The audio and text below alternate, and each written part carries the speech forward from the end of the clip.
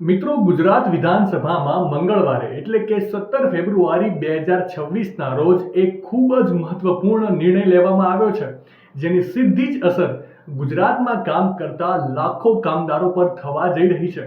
મળતી માહિતી મુજબ ગુજરાત દુકાન અને સંસ્થા સુધારા વિધેયક ગુજરાત વિધાનસભામાં સર્વાનુમતે પસાર કરવામાં આવ્યું છે.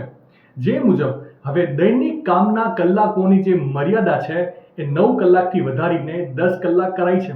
ઓવરટાઈમ કામ કરવાની મહત્તમ મર્યાદા 3 મહિનામાં કુલ 125 કલાકથી વધારીને 144 કલાક કરાઈ છે. શ્રમ અને રોજગાર મંત્રી કુંવરજી બાવળિયાએ કહ્યું કે આ સુધારાને પગલે અગાઉ 10 કે તેથી વધારે કામદારોને બદલે હવે 20 કે તેથી વધારે કામદારો ધરાવતી દુકાનો અને સંસ્થાઓને ટૂંક સમયમાં આ કાયદો લાગુ પડશે.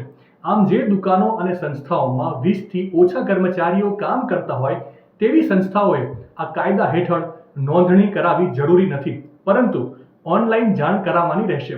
શ્રમ અને રોજગાર મંત્રી કુંવરજી બાવળિયાએ કહ્યું કે આ નિર્ણયથી હવે હજારો નાના વેપારીઓ અને સ્ટાર્ટઅપને આગળ વધવામાં એક વેગ મળશે.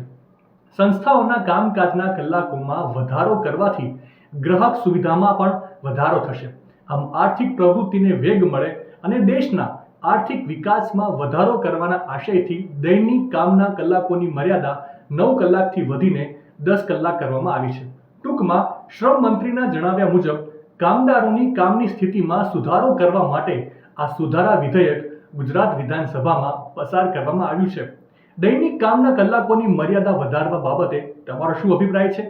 કોમેન્ટ કરીને જરૂરથી જણાવજો અને આવી જ અવનવી માહિતી માટે સંદેશ ડિજિટલ સાથે જોડાયેલા રહેજો.